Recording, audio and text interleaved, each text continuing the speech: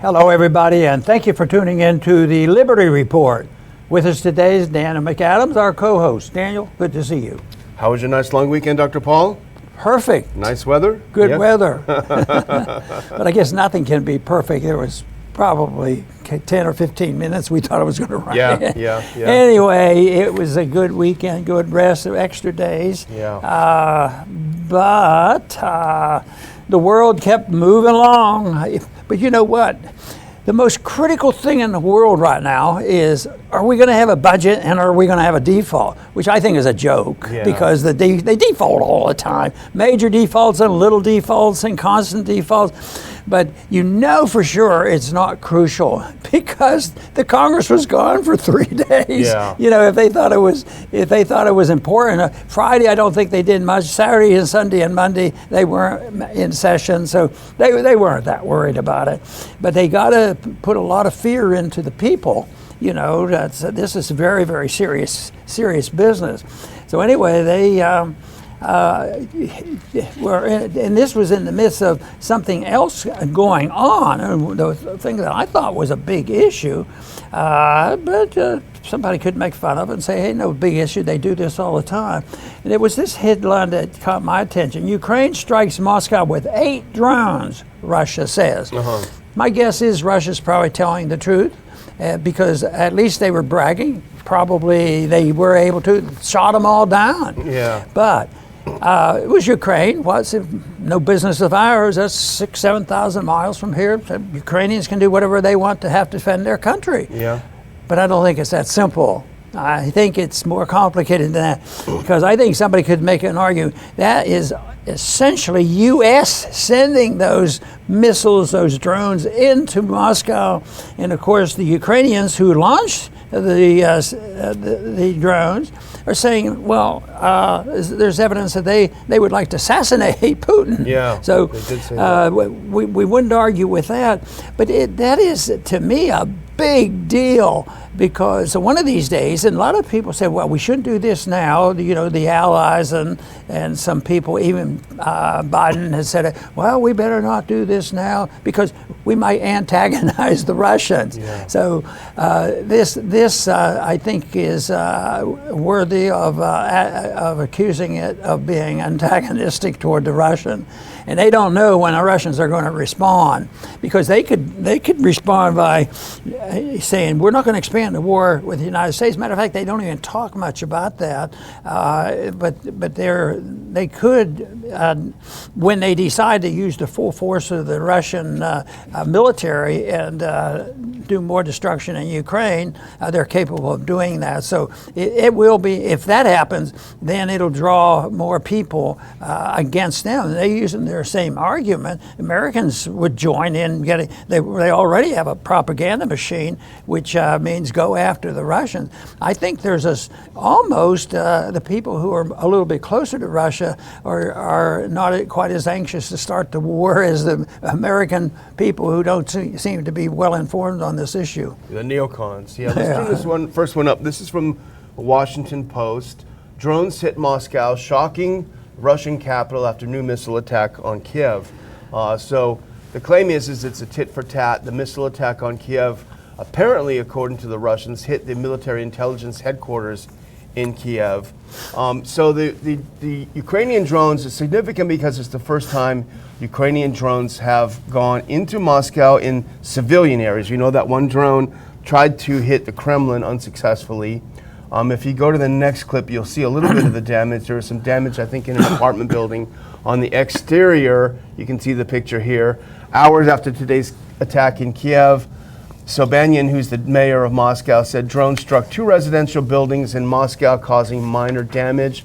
So it was hardly shock and awe, Dr. Paul, like we saw in Iraq when we completely leveled Baghdad.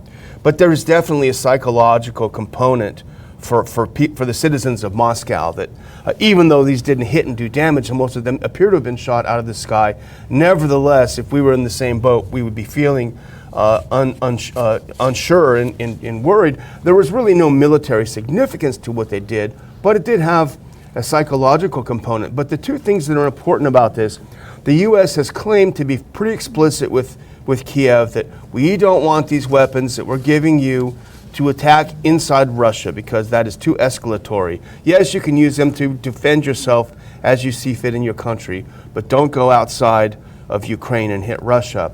So either one of two things must have happened. Either the U.S. expressed itself very clearly to Kiev saying, do not hit Moscow with the weapons that you're getting from outside, and Kiev said, we don't care, we'll do what we want. Or the U.S. is tacitly approving of these attacks inside Moscow. Either two are not good news for anyone with a sane head, because if Kiev is not listening and the U.S. is not saying, okay, if you keep doing it, no more weapons, as we would with other allies, that's one thing. But also if the U.S. is pretending to put a blind eye on it, that is a real escalation that it's certainly people who are worried about World War III should stand up and pay attention. I don't know the timing, but I worry more there will be escalation. Yeah. But sometimes these events come up when they have a crucial vote in the Congress in order to put pressure on passing a bill. But I don't think we could really argue this right now because the American Congress has already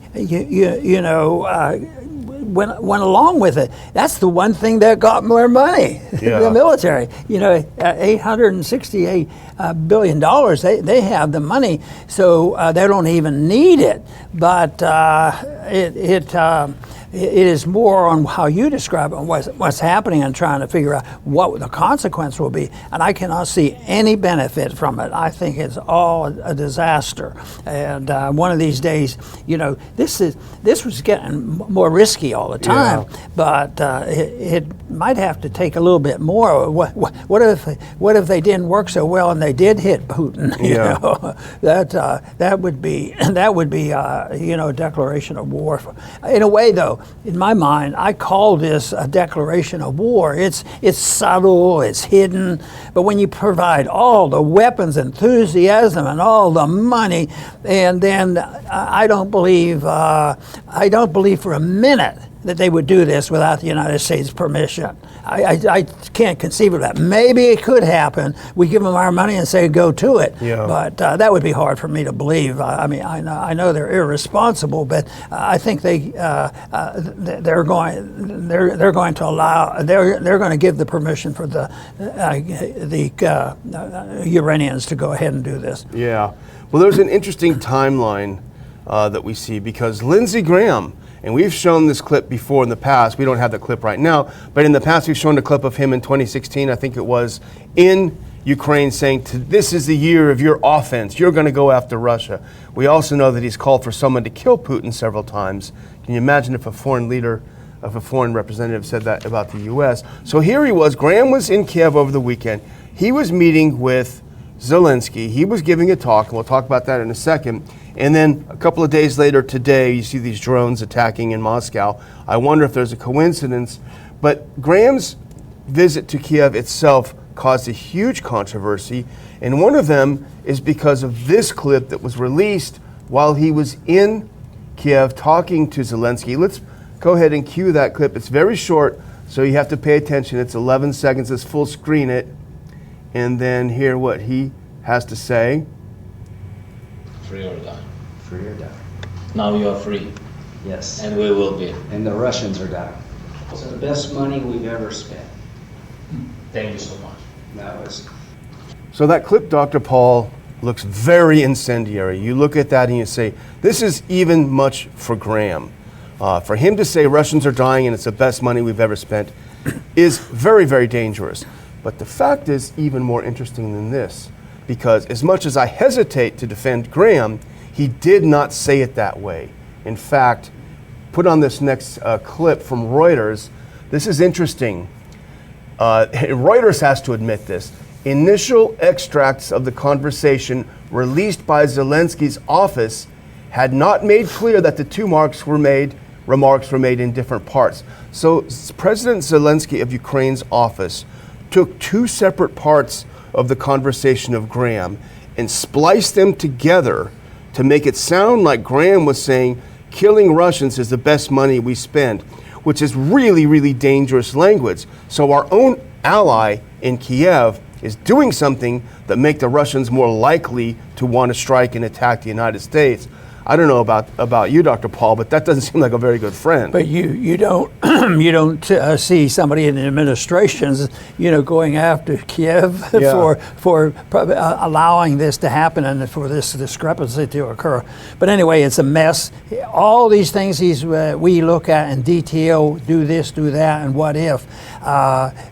We'd be out of work because we wouldn't be there. Yeah. We couldn't talk about Ukraine, but that's not the way it is. And I guess the debate over foreign policy is going to last until the military-industrial complex collapses, which is a possibility. That's how great nations always disappear. It's through spreading their wings too far, going too far from home base, and they run out of money. And those things are vulnerable to us, and so I don't, as disappointing as it may seem, how they seem to be getting away with it, it always ends badly for those people who go too far. But the thing that you can't get overly optimistic about it, because it takes a long time. Yeah. It's just that people are starting to notice, even in the Congress, a few people here and there are saying, hey, wait a minute, we don't have to automatically vote for every nickel. And even with this horrendous money they just appropriated, it was not unanimous. Yeah, yeah.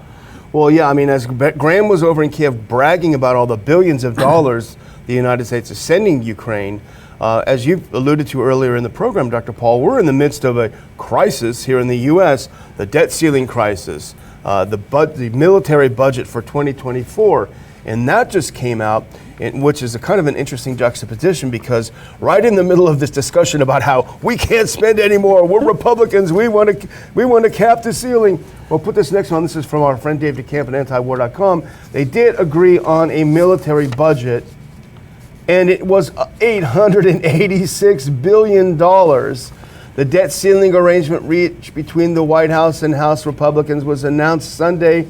It caps military spending at only $886 billion for 2024, matching President Biden's requested budget. I guess we should be happy about that, Dr. Paul, because remember how it usually happens. The president asks for a certain amount, and Congress says, oh yeah, we're going to give you an extra $300 billion. Take some more. Even Republicans will do it for the Democrats. Want some money, yeah. Bipartisanship, though, and they get reelected for being bipartisan. So on one hand, they're out of the money. On the other hand, there's plenty of money for the military.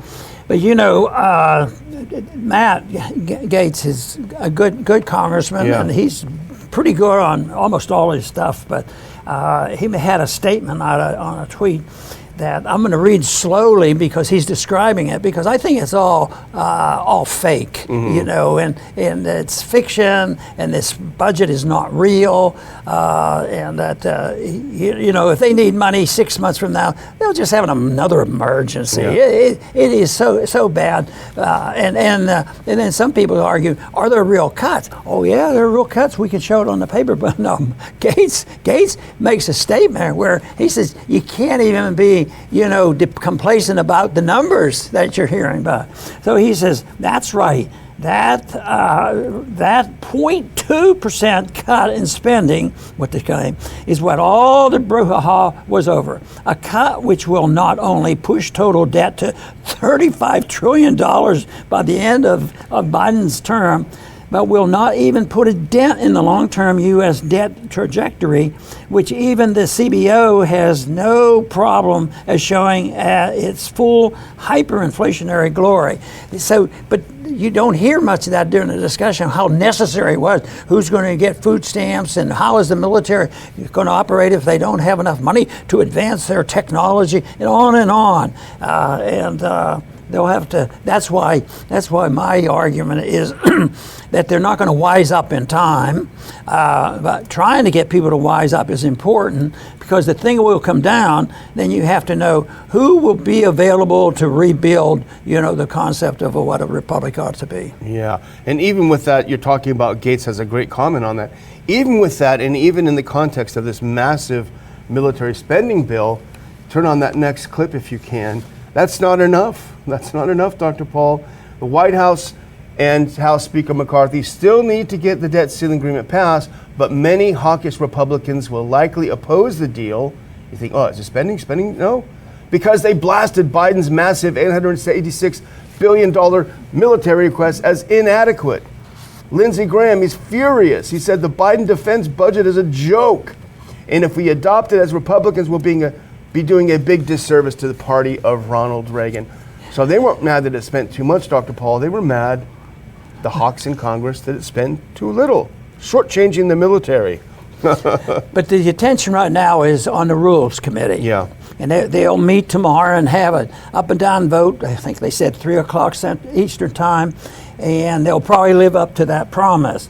But the big question is, you know, I think the committee is well loaded to Republicans, Yeah. but there's several conservative Republicans, Congressman Roy and Newman and Massey. Yeah. They don't want to vote for it. So even with the majority, a nice majority, it looks like what's going to happen. And guess what? It's going to depend on our friend Massey. Yeah. And I have to say, I've been in that predicament where you could possibly justify either way to go. It's to vote for a rule, and I liked what he had said a while ago, and he'll still have to face up to the vote tomorrow. But he explained why he does not like to fight an important legislative issue in the Rules Committee. Yeah. The rule is supposed to say, can we have a debate? Yeah. So, if anything, from what I read there, he's leaning toward a no vote on this, a yes vote, and allow it to come to the floor. But the Republicans aren't going to have any part of that. They're going to be very angry at him. But he's been through it. He is not a man that is weak with making a determination. But I don't want to guess what he's going to do. Yeah. But and technically, I don't think it's a philosophic thing. Now, my personal rule in making a judgment when I had been in a predicament like this, I would say I'm always going to vote to allow the debate to pursue. Let the people speak through their members of Congress and let them have a vote. I said, except when every once in a while you had a vote that was so bad to bring a bill that you don't even want to get near it, like let's go to war type of thing, you know, let's go bomb who knows what. I thought there was a limit there, that they don't even, the Rules Committee should be a barrier, you know, to even putting it on the floor. So it's a mixed thing. It's not pure on either way. And I don't think I'd be, horrified if a good constitutionalist, voted, for the rule. Yeah. Well, this is a good example of something you always say, which is a principled person, a principled minority can have a huge impact. You don't need to have it. And I think, Congressman Massey has been a key player for a long time. He was certainly key to McCarthy being Speaker, and he was criticized by by conservatives for doing that. But he's now, as you say, on the Rules Committee, also a key player in this budget fight. And if we can skip ahead to the next clip, where it says McCarthy's team. I think we're going to skip one. We can put that one up. Now this is Massey's going to be a key player. As you say, Dr. Paul, McCarthy's team thinks they can avoid disaster at today's, it's going to happen today, it looks like, at today's House Rules Committee at 3 p.m., in Eastern Time. However, Representatives Roy, Norman, and Thomas Massey, 3 conservatives on the panel, may not vote for the rule which allows I love this, the Fiscal Responsibility Act, oh my gosh, to come to the floor. Punchbowl News reports, and this is according to Zero Hedge. And this is what you're referring to, and I think we should read the quote because it's interesting if we can put that next one up, because this is not as easy an issue. There's going to be a lot of blowhards who are going to be furious if Massey goes the wrong way. But this is from that Punchbowl article. Keep in mind the fascinating exchange Massey had with reporters 4 months ago. Bloomberg asked Massey if he would be a firewall on the Rules Committee to make sure a clean debt limit increase never made it to the floor. And this is what Massey says. Over the past 10 years, I've been an advocate of regular order and trying to make things work, trying to make the place work right. And I would be reluctant to try to use the Rules Committee to achieve a legislative outcome, particularly if it doesn't represent a large majority of our caucus.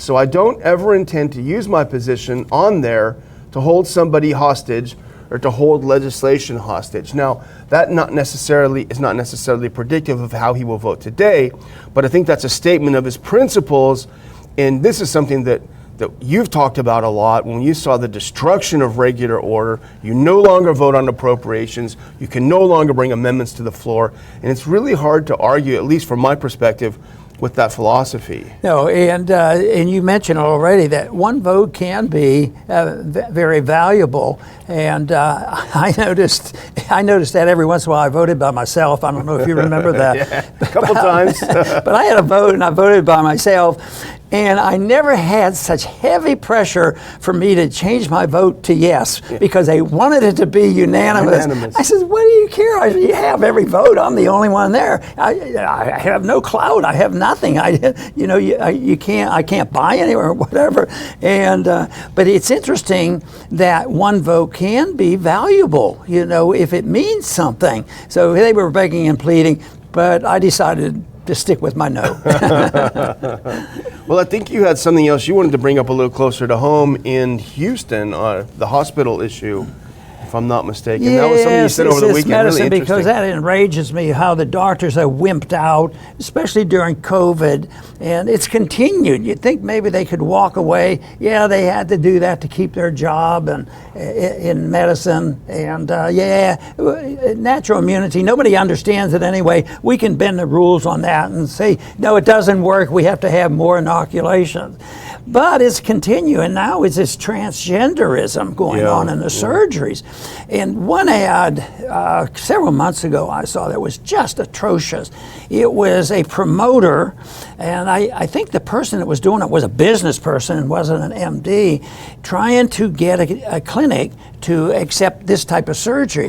And she was talking about this, how wonderful it was. It's a good money maker, because you get good payment for it, and the government will usually pay for it. There's so many programs that they qualify for this, and she really was pushing hard. And she says, and besides, they never get better. She didn't use those words, but she was implying they have to keep coming back. They'll always have problems, and all we have to do is look around. And some of these people might have had their surgeries several years ago. What is it going to be like in 10 years from now? They'll continue to do it. That was sick. That is really sick, and that's where medicine has gone. Fortunately, they represent a small group of people, because I still know a lot of doctors that are very decent, and but that was a big deal. And now there's an announcement for Houston, because one of the biggest matter of fact, I think somebody said it was the biggest children's hospital in the country. That's the Children's Hospital in Houston. And it says, largest U.S. children's hospital will no longer offer transgender medical procedures. This is by the CEO. I said, why'd you ever do them? Why do you? Yes, come back, but it's not a clean comeback. It's not so much that they all of a sudden, saw the wisdom of it and saw the morality of it. They probably had some public pressure, and I think the public pressure probably helped, because it motivated Texas to finally write a law, that won't go into effect until September, that would keep them from promoting this. But I don't think I think it sort of decides sort of the promotion will no longer offer. They can't offer this. So it's not the greatest, but it's a step in the right direction. It's reflecting some public opinion, and let's hope so. Let's hope that there's a public opinion about what's happened as time goes on. Unfortunately, more people will hear of the atrocious results of this, and the whole thing is they do this whole thing under the guise of personal liberty. That this happens, even though it's the pressure put on somebody who has to pay for it. It's usually not the patient. Yeah, and I think reading that article, they perform one of these procedures on someone 11 years old. Hey, if someone who is of age, if some full-on adult makes the decision to have some kind of surgery, that's their own business. But when you are doing something like this with a child, I think most sane people are in agreement. Well, I'm going to close out by reminding, and I was going over to work today, and I looked, there was some billboard out saying, get ready for hurricane season. That is not what I like to hear, but it's a fact of life, especially for us down here. And getting ready, part of getting ready is certainly making sure that you can survive if your power goes out. Now, gas generators are widely used, but they can be dangerous. And that's why I would mention our sponsor for May, and that's 4patriots.com, because they have come up with a new generation of portable, safe, silent, and 100% fume-free generators. I think we have some pictures. There we go. There's a Patriot Power Generator 2000X.